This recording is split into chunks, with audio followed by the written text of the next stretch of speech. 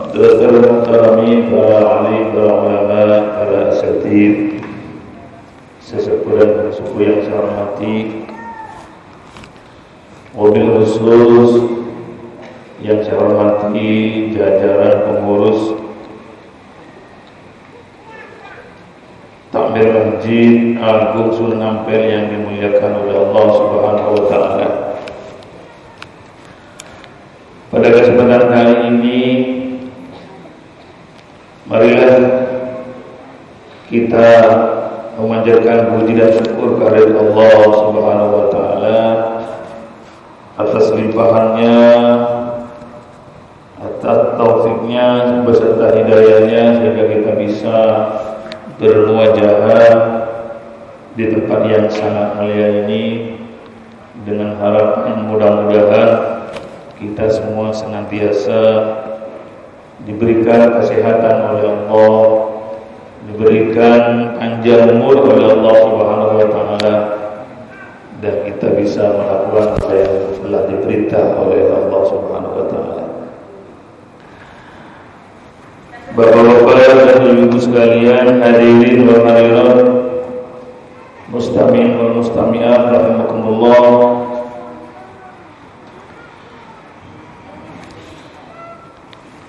Melanjutkan hadis selanjutnya, yaitu masih ada di bab sabar.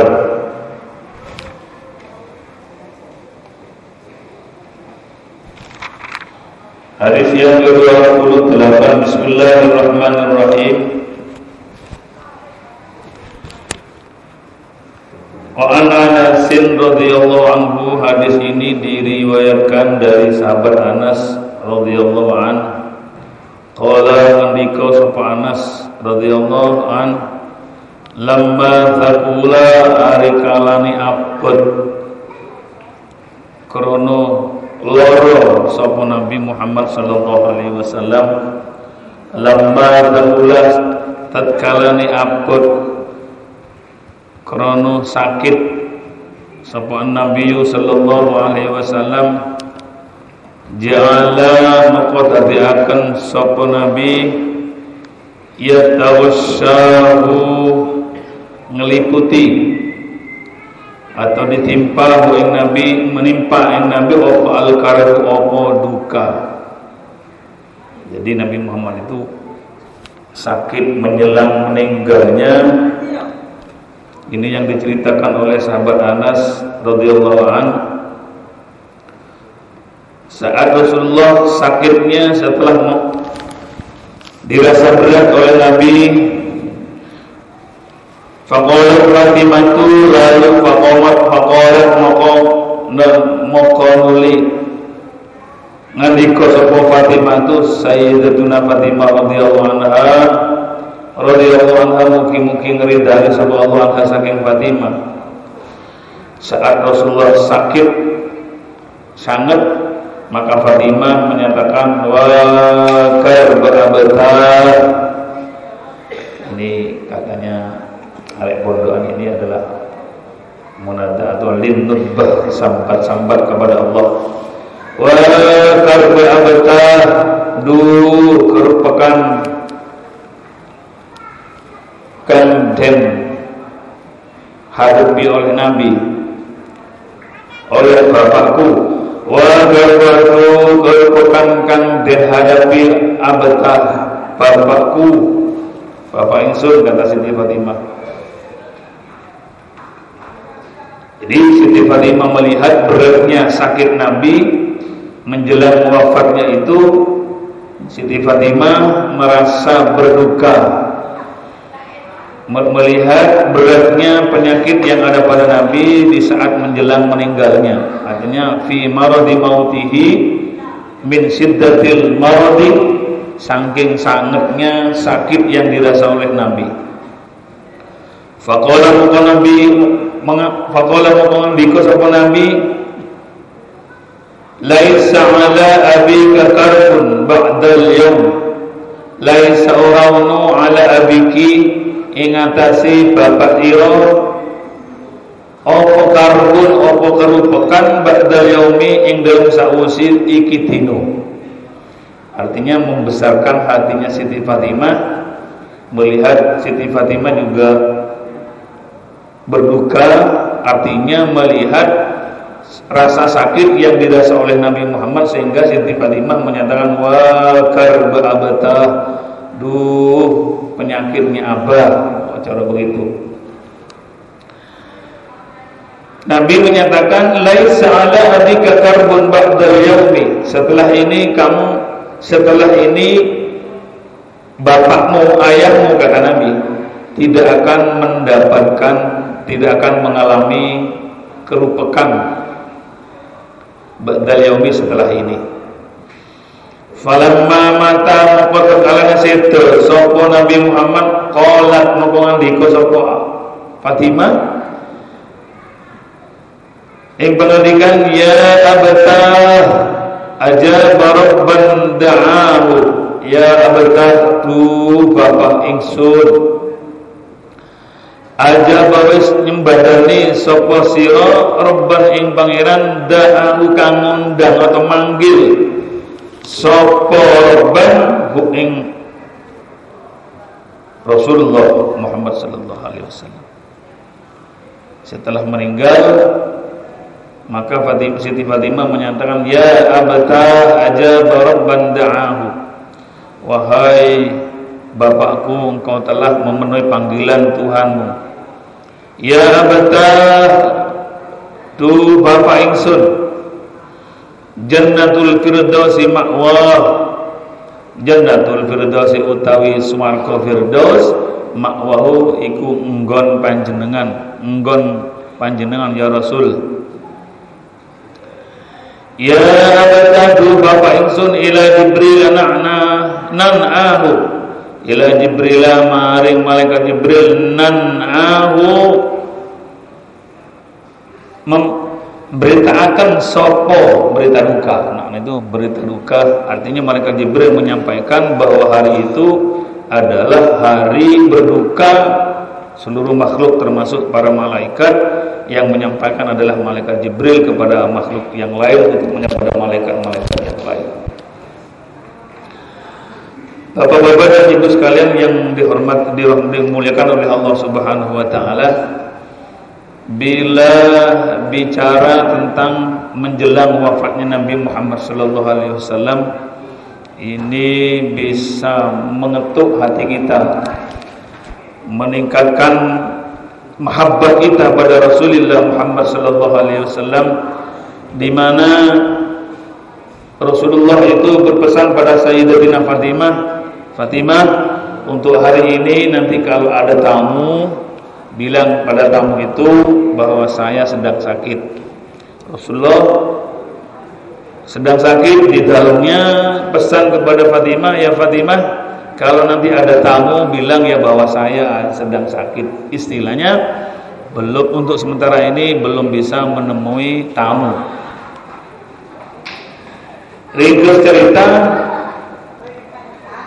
ada tamu yang memaksa untuk bertemu Nabi. Setelah ditanyakan dari mana dan seterusnya, Sayyidah Fatimah menyatakan, wahai tamu, bahwa hari ini ayah saya tidak bisa menemui tamu.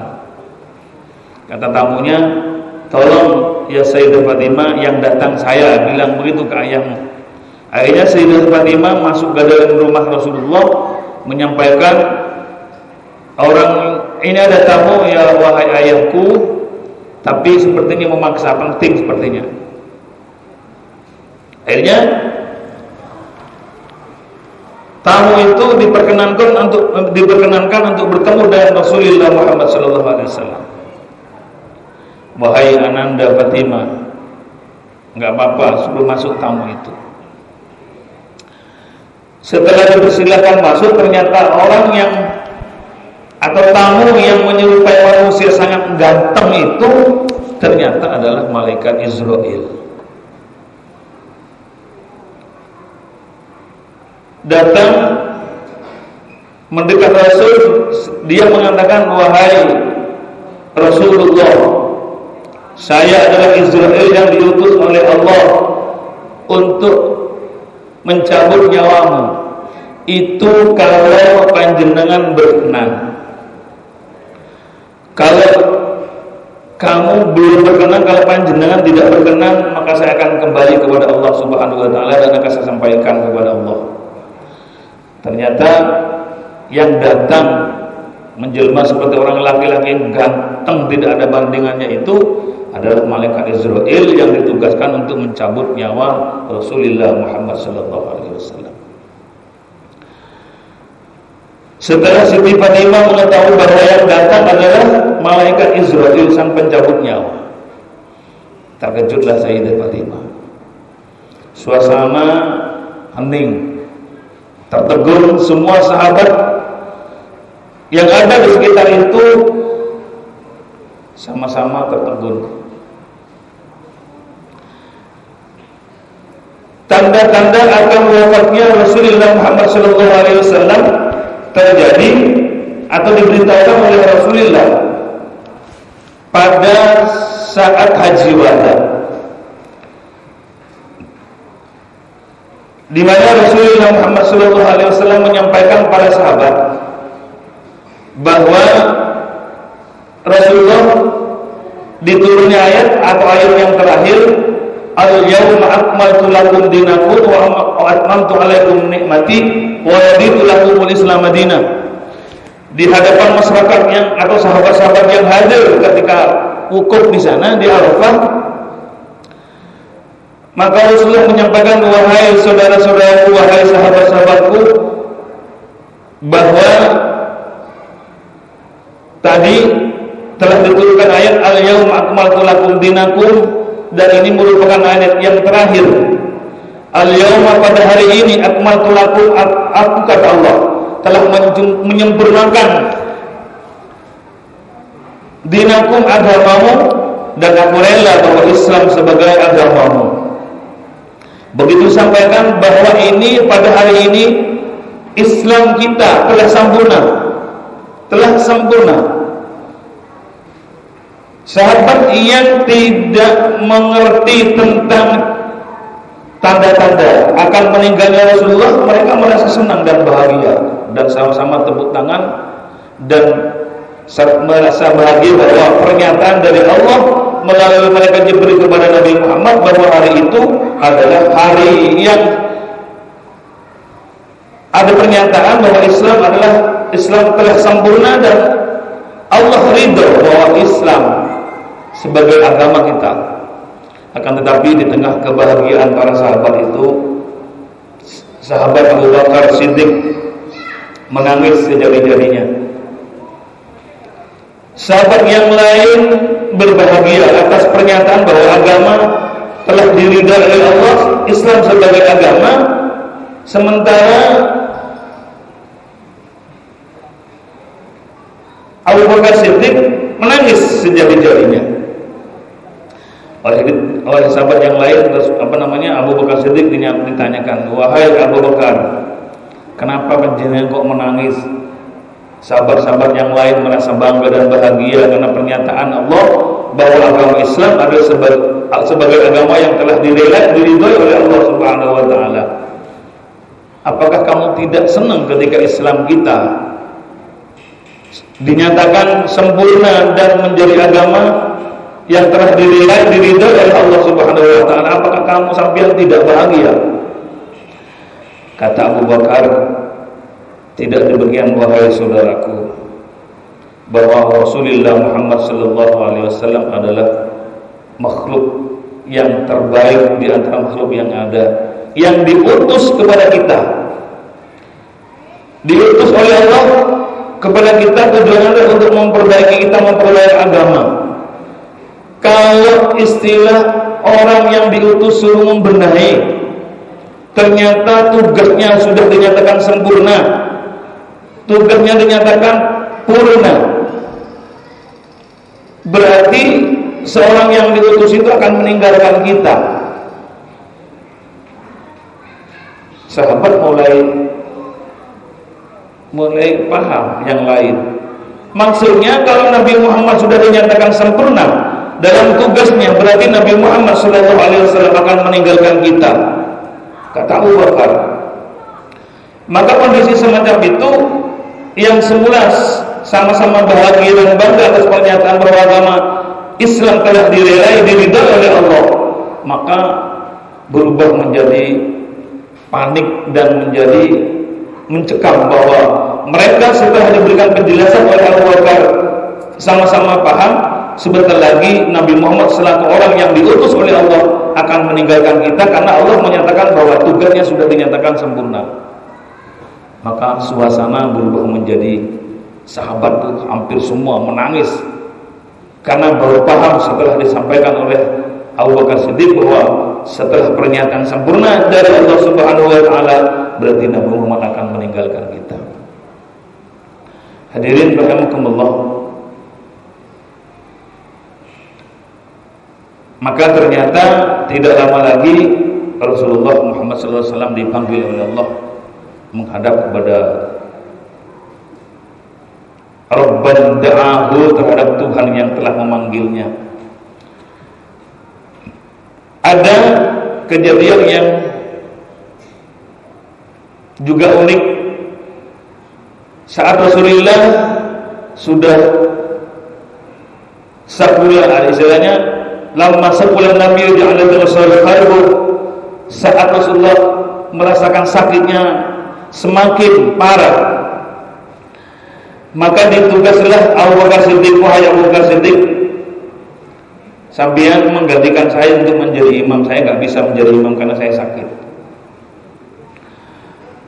Abu Bakar Siddiq, bapak-bapak dan ibu sekalian, tidak mau menerima perintah Rasulullah untuk menjadi imam, yang kemudian itu disikapi dan dipahami oleh para alim ulama.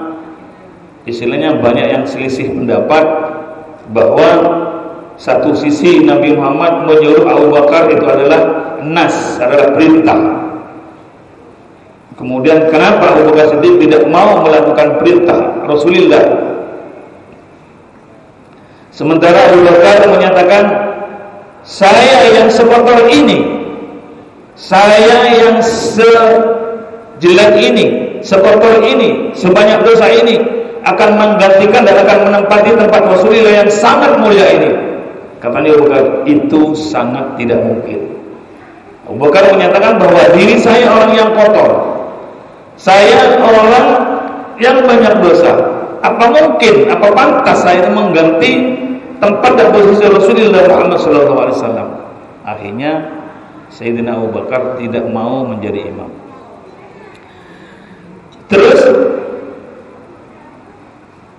satu sisi perintah Nabi kepada Abu Bakar adalah sebagai nas, sebagai perintah dari Allah, dari Rasulullah selaku sahibus syari, memerintah Abu Bakar untuk menjadi imam Rasulullah. Atau Abu Bakar tidak mau, sedangkan Abu Bakar menyatakan saya tidak pantas karena sebanyak dosa seperti saya ini atau sekotor saya ini akan mengganti tempat Rasulullah atau Rasulullah yang sebersih, yang sesuci itu, maka itu sangat tidak mungkin, kata Abu Bakar. Maka Ahli Sunnah wal Jamaah menanggapi dalam hal ini ada dua hal yang bertentangan. Satu sisi adalah al-akhlaqul karimah dari Abu Bakar, bahwa dirinya merasa tidak pantas untuk mengganti Rasulullah, maka berdasarkan dan beralasan akhlaqul karimah Abu Bakar tidak mau. Sementara sisi lain bahwa Abu Bakar diperintah oleh Rasulullah, tapi Rasulullah tidak mau. Maka disikapi oleh Ahli Sunnah wal Jamaah, bila ada dua hal yang bertentangan, apa yang mesti dilakukan? Satu sisi perintah, satu sisi adalah al-akhlaqul karimah yang mesti didahulukan. Maka Ahli Sunnah wal Jamaah menyatakan, maka yang harus didahulukan adalah al-akhlaqul karimah. Kenapa? Berarti kan melanggar nas Rasul. Iya.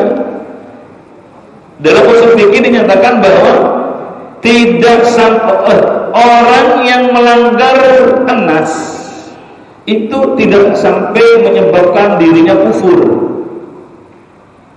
Sedangkan tarkul adabi, orang yang meninggalkan tata krama, orang yang meninggalkan rasa hormat kepada apalagi pada Rasulullah Muhammad SAW, itu bisa menyebabkan kufur. Itu dari tingginya akhlakul karimah. Sedangkan melanggar nas ya dosa, artinya tidak sampai menyebabkan diri seseorang itu menjadikan kufur. Maka dipertimbangkan oleh para alim ulama, para ahli sunnah wal jamaah, kalau dipilih apakah menentang nas, apakah pilih akhlakul karimah, maka ternyata akhlakul karimah harus didahulukan. Alasannya, orang yang meninggalkan akhlakul karimah bisa menyebabkan kufur, sedangkan meninggalkan nas atau tidak melakukan nas, ia berdosa tapi tidak menyebabkan dirinya menjadi kufur. Itu dijelaskan di dalam kitab Ta'limul Mutalim ada. Maka Rasulullah saat itu memaksakan dirinya untuk menyolak atau menjadi imam sendiri karena Abu Bakar tidak mau. Dan kemudian disoroti oleh satu kelompok bahwa Rasulullah menyuruh menjadi imam kepada Abu Bakar, ini dikatakan nas, dan Abu Bakar tidak mau, sehingga ada orang yang mengkufurkan Abu Bakar karena Abu Bakar tidak mau menjadi imam atau tidak mau melaksanakan perintah Rasulullah Muhammad SAW. Akan tetapi kita selaku ahli sunnah wal jamaah menyatakan bahwa bila kita disuruh memilih antara melanggar nas, melanggar hukum lah katakanlah, atau melanggar akhlakul karimah, maka pilihannya kita harus memilih akhlakul karimah. Sudah, kita kembali kepada kondisi yang sangat mencekam itu, bahwa Rasulullah sebentar lagi akan dipanggil oleh Allah Subhanahu wa taala untuk menghadap Allah Subhanahu wa taala. Ringkas cerita, Rasulullah Muhammad sallallahu alaihi wasallam dipanggil oleh Allah Subhanahu wa taala di detik-detik akhir dicabutnya nyawa baginda Rasulullah Muhammad sallallahu alaihi wasallam. Sempat menyetop malaikat Israel, maka Israel stop dulu. Rasulullah merasakan sakitnya cabutan nyawa itu. Dalam bahasa dialek bebasnya, wahai malaikat Israel, kok sakit ya dicabut nyawa itu. Kata malaikat Israel, ya Rasulullah, ini cara saya yang paling halus. Tidak pernah ada yang saya lakukan yang sehalus pencabutan nyawa untuk panjenengan. Ini yang sudah yang paling halus. Kalau begitu, wahai malaikat Israel, permintaan saya sebelum dicabut, tolong kumpulkan rasa sakit pencabutan nyawa ini dari umatku sampai hari kiamat nanti. Tolong kumpulkan rasa sakit itu, berikan kepada saya semua. Saya sanggup menanggung rasa sakit ini, agar supaya nanti umatku tidak merasakan sakit ketika dicabut nyawa nanti. Setelah malaikat Israel melaporkan kepada Allah Subhanahu wa taala atas permohonan dan permintaan dari Rasulullah agar supaya rasa sakit cabutnya nyawa ini ditanggung dan dibebankan kepada Rasulullah pada saat dicabut itu, akan tetapi Allah tidak memperkenankan ya terhadap permohonan itu. Maka ringkas cerita, dicabutlah Rasulullah Muhammad SAW. Kondisi semakin mencekam. Ada yang terlalu mengkultus Nabi Muhammad sehingga Nabi seakan-akan akan dijadikan Tuhan. Ada yang murtad kembali. Ada yang membentuk kelompok-kelompok dan membentuk diri sebagai ketua. Jadi setelah Rasulullah dinyatakan meninggal, maka para sahabat itu macam-macam. Ada yang baru masuk Islam, murtad kembali. Ada sebagian kelompok lagi yang membentuk kelompok, akan membentuk satu kelompok yang akan diketuai oleh diri sendiri. Bahkan ada yang keterlaluan menganggap Nabi Muhammad sebagai Tuhan, dianggap dari sucinya Nabi Muhammad. Selanjutnya Nabi Muhammad saat ini belum ditajhiz. Kondisi semacam itu Abu Bakar dan Sayyidina Umar bangkit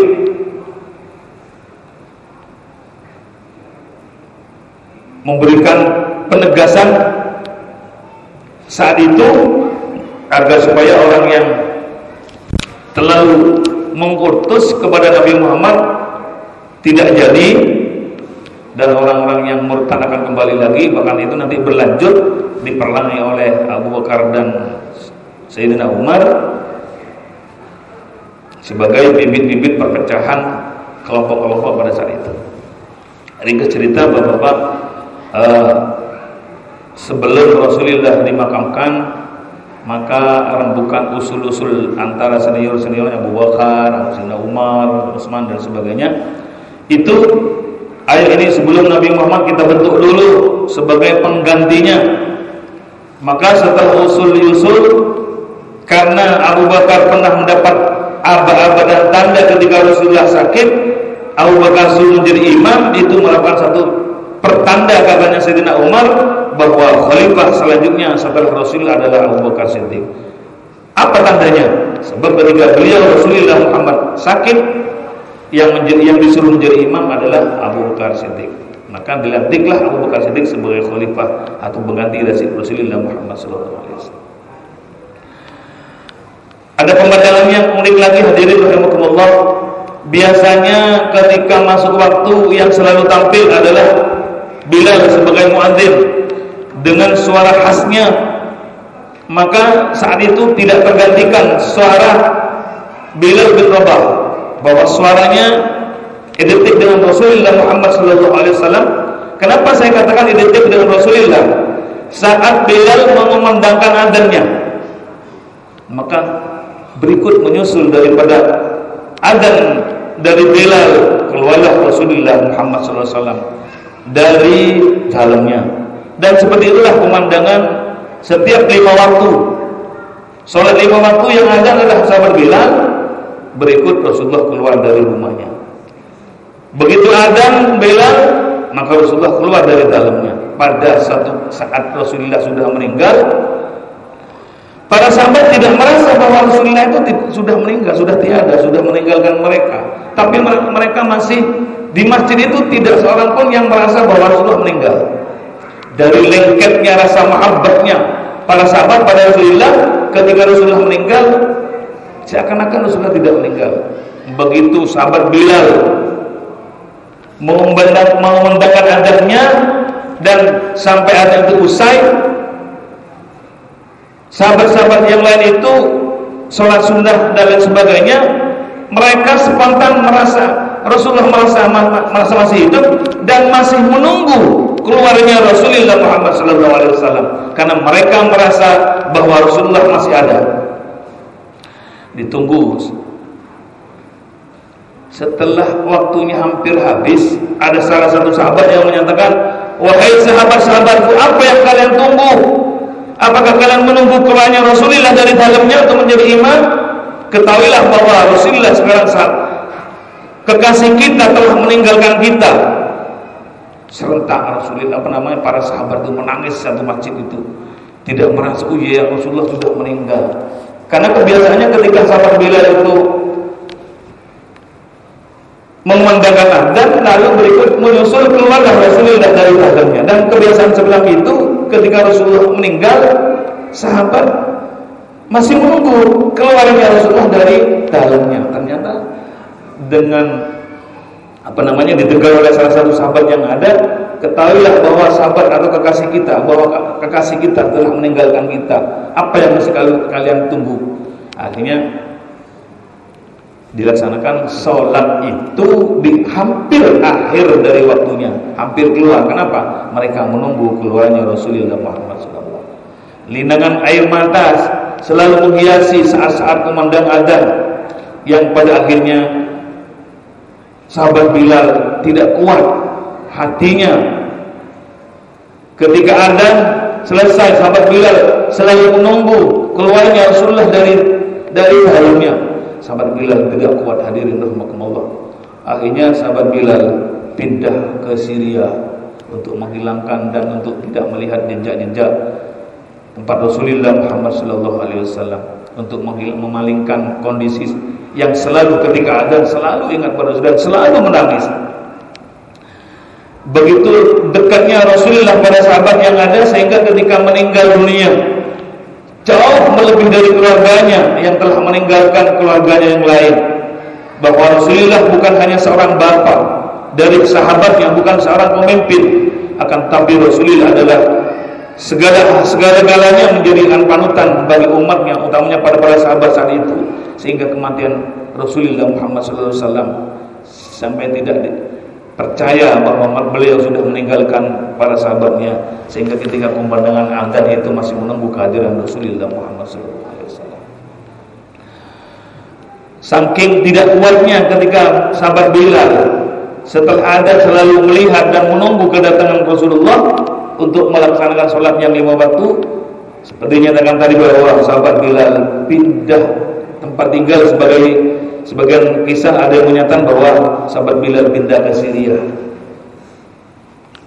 Akhirnya mungkin lama untuk sembuhnya rasa mahabbah sahabat Bilal dan sahabat-sahabat yang lain terhadap Rasulullah Muhammad SAW.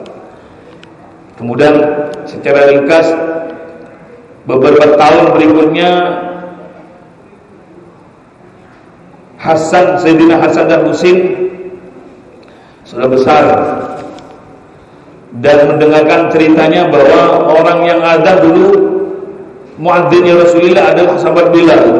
Katanya Sayyidina Hasan dan Sayyidina Husain, seenak apa suaranya Bilal, seperti apa suaranya Bilal yang selalu diceritakan oleh para sahabat sampai hari ini, padahal sudah berapa puluh tahun. Akhirnya Sayyidina Hasan dan Husain coba diundang sahabat Bilal untuk mengumandangkan adzannya. Saya ingin tahu seperti apa merdunya suaranya sahabat Bilal itu. Coba minta tolong diundang ke sini suruh adzan dia. Akhirnya permintaan dari Sayyidina Hasan dan Husain sudah sekian puluh tahun, diundanglah sahabat Bilal untuk adzan di Masjid Nabawi. Kemudian setelah sahabat Bilal adzan, ternyata sahabat-sahabat belum melupakan Rasulullah Muhammad SAW ketika mendengar kumandangkan adzan. Maka sahabat hampir semua menjerit, menangis sejadi-jadinya. Dia menyatakan sebagai sahabat yang kamu telah menghidupkan luka kembali, luka hatiku, untuk ingat pada Rasulullah Muhammad SAW. Di sekian puluh tahun setelah Sayyidina Hasan dan Husain lumayan agak besar, mengundang sahabat Bilal untuk mengumandangkan adzan, ternyata sahabat-sahabat di masjid itu belum lupa terhadap ketika ada suara sahabat Bilal pasti ada Rasulullah Muhammad SAW. Menjerit sejadi-jadinya sahabat di masjid itu, yang kemudian setelah sholat itu Sayyidina sahabat Bilal bin Rabah pulang meninggalkan kota kelahiran Baghdad, kota tinggal Rasulullah Muhammad SAW adalah Al-Madinatul Munawwarah.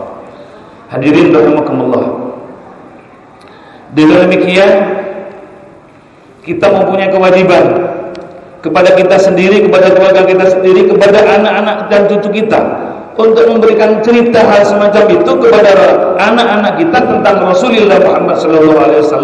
Dalam artian harus menjadi kewajiban, bukan hanya sekadar harus biasa secara fikih bahwa kita wajib, kita mempunyai kewajiban untuk memberikan cerita-cerita hal semacam itu atau lebih dari itu, agar supaya anak kita bisa mencintai Rasulullah Muhammad SAW. Ajarilah mereka bagaimana beliau Rasulullah menegakkan agama Islam, bagaimana cercaan orang kafir ketika itu, bagaimana giginya Rasulullah Muhammad SAW bersama sahabat untuk menegakkan agama Islam. Itu wajib, kita mempunyai kewajiban kepada anak kita untuk memberikan cerita itu agar supaya mereka, anak-anak kita, menjadi orang yang cinta, mahabbah kepada Rasulullah Muhammad SAW. Kalau umpama kita tidak bisa memberikan ajaran untuk mengajar mereka, anak-anak kita, untuk mencintai Rasulullah Muhammad SAW, maka kita punya kewajiban untuk meletakkan anak-anak kita, diletakkan di tempat pendidikan, di mana di dalam pendidikan itu diajarkan tentang kisah perjuangan dan kehidupan Rasulullah Muhammad SAW, agar supaya kita, anak kita dan cucu kita dan seterusnya bisa mencintai Rasulullah Muhammad SAW. Agar supaya kita masuk innama yusalul mar'u ma'aman ahabba, bahwa nanti di hadapan Allah manusia akan dikumpulkan bersama dengan orang yang kita cintai. Kita mengidolakan Rasulullah, kita mencintai Nabi, maka insya Allah kita akan dikumpulkan bersama Rasulullah Muhammad SAW. Hadirin rahimakumullah, kembali kepada ayat ini. Falamma dufina, ketika Nabi falamma dufina mengkotak kalanya din sarihakan sapa Rasulullah Muhammad sallallahu alaihi wasallam qala mutuan lika sapa Fatimah radhiyallahu anha. Siti Fatimah dengan derai air mata menyatakan, atau anfusukum antahsu ala Rasulillah aturab. Siti Fatimah protes pada sahabat-sahabat, di mana ketika Nabi Muhammad dikebumikan, maka banyak sahabat yang mengambil pasir, mengambil tanah untuk itu sebagai peduli mereka untuk memakamkan Rasulullah Muhammad SAW. Katanya Siti Fatimah, apakah kamu bangga karena kamu ikut atau kalian ikut menimbulkan tanah terhadap kuburan Rasulullah Muhammad SAW? Apakah kamu puas setelah Rasulullah meninggal? Kamu ikut memberikan atau memberikan tanah, ikut mengebumikan Rasulullah SAW. Apakah kamu bangga dengan hal itu? Keadaan yang semacam itu yang mencekam karena telah ditinggalkan oleh Rasulullah Muhammad SAW. Sayyidah Fatimah seakan-akan tidak rela melihat sahabatnya seakan-akan bangga memberikan ikut mengebumikan, ikut menimbunkan tanah pada makam Rasulullah Muhammad SAW. Seakan-akan Sayyidah Fatimah tidak, artinya tidak rela, seakan-akan para sahabat merasa bangga karena ikut memakamkan dan mengebumikan Rasulullah Muhammad SAW. Kemudian hadirin rahimakumullah, hadis ini apa korelasinya? Ini bercerita tentang menjelang wafatnya Rasulullah. Kenapa kok dimasukkan dalam bab sabar? Apa korelasinya? Kok dimasukkan dalam bab sabar? Padahal ini cerita atau hadis ini menerangkan tentang wafatnya atau menjelang wafatnya Rasulullah sejak sakit sampai meninggal dunia. Maka di sini dinyatakan wa munasabatu iradihi fi bab sabri sabruhu sallallahu alaihi wasallam ala ma huwa fihi min sakaratil maut wa sadaidihi. Kenapa bab cerita tentang meninggalnya Rasul dimasukkan bab sabar? Apa korelasinya? Apa kepantasannya? Apa hubungannya? Maka di sini dinyatakan iradu munasabatu iradihi fi bab sabri, atas sabri sallallahu alaihi wasallam. Dimasukkannya hadis ini terhadap bab sabar adalah karena ada munasabah, ada korelasi, ada hubungan tentang sabarnya Rasulullah ala ma huwa fi min sakaratil maut, tentang hal untuk menghadapi kematian, wa sadaidihi, dan sengsaranya, ada istilahnya kematian yang akan menimpa Rasulullah Muhammad SAW. Apa artinya? Ketika Nabi Muhammad merasakan sakit yang sangat parah, oleh Sayyidah Fatimah dinyatakan wa karba abata. Duh ya Allah, sakitnya ayah kok seperti itu, ya Allah, betapa sakitnya dan sebagainya Sayyidah Fatimah. Tapi saat Sayyidah Fatimah mengatakan seperti itu, maka dengan santainya, dengan tenangnya Rasulullah menyatakan, ya wahai Fatimah, laisa ala abiki karbun ba'dal yaum. Walaupun sudah parah seperti ini, sakit menjelang meninggalnya ini, sebentar lagi ayahandamu tidak akan merasakan rasa sakit lagi. Dengan sabarnya, dengan tenangnya Rasulullah menyatakan semacam itu, menenangkan Sayyidah Fatimah. Padahal kematian yang akan dihadapi Nabi itu adalah kematian yang dinyatakan oleh orang-orang terdahulu dan para nabi-nabi sebelumnya. Rasulullah mengetahui bahwa sakitnya kematian pasti terjadi pada semua orang. Tapi Rasulullah tenang. Kalau kita umpamanya mengetahui sebentar lagi akan meninggal, bahwa pencabutan nyawa itu akan dirasakan oleh diri, mungkin kita panik. Kemudian hadirin rahimakumullah, Rasulullah menghadapi kematiannya begitu tenangnya, padahal Rasulullah sudah juga mengetahui bahwa kematian itu rasanya sakit, tapi Rasulullah sabar, dan sabar itulah yang ada munasabahnya, ada hubungannya dengan hadis ini dengan bab sabar, karena Rasulullah sabar ketika menghadapi kematian. Hadirin Allah, seperti yang dinyatakan oleh Nabi Idris, itu beliau menyatakan seperti apa sakitnya ketika dicabut nyawa.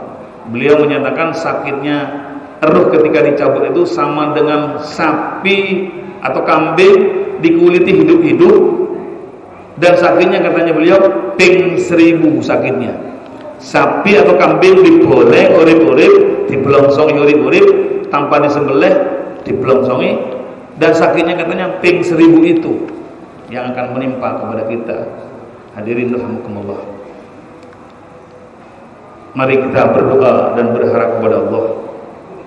Mudah-mudahan walaupun pencabutan nyawa itu dirasa sakit, itu pasti terjadi kepada kita, hadirin rahimakumullah, tapi mudah-mudahan kita digolongkan kepada umat Nabi Muhammad SAW yang termasuk atau menjadi orang yang mati dalam keadaan husnul khatimah. Sekalipun ketika dicabut nyawanya itu sakit, sangat sakit sekali, tapi mudah-mudahan kita dijadikan orang yang mati dalam keadaan husnul khatimah. Tapi umpama sakitnya pencabutan nyawa itu, na'udzubillah, menjadi orang yang su'ul khatimah, maka sakitnya adalah 2 kali, hadirin Allah. Sekali lagi mudah-mudahan kita dijadikan sebagai umat Nabi Muhammad yang selalu meningkatkan ketakwaan kita kepada Allah Subhanahu wa taala, sehingga hari demi hari semakin dekat dengan Allah dan semakin dekat dengan Rasulullah Muhammad sallallahu alaihi wasallam. Sekalipun sakitnya nyawa ketika dicabut nanti tidak ada bandingannya, tapi mudah-mudahan kita menjadi orang yang mati dalam keadaan husnul khatimah. Sekali bertemu dan berkumpul di masjid yang mulia ini, kita mudah-mudahan berkumpul dalam surga Allah Subhanahu wa taala bersama baginda Rasulullah Muhammad sallallahu alaihi wasallam, bersama dengan sahabat-sahabat Rasulullah, dan bersama dengan keluarga kita, tentunya bersama dengan guru-guru dan masyayikh kita. Amin Allahumma amin. Biaqil Fatihah. A'udzubillahi minasyaitonir rajim. Bismillahirrahmanirrahim. Alhamdulillahirabbil alamin. Arrahmanir rahim. Maliki yaumiddin. Iyyaka na'budu wa iyyaka nasta'in. Ihdinas siratal mustaqim. Shiratal ladzina an'amta 'alaihim ghairil maghdubi 'alaihim. Demikian, kurang lebihnya mohon maaf. Akhirul assalamualaikum warahmatullahi wabarakatuh.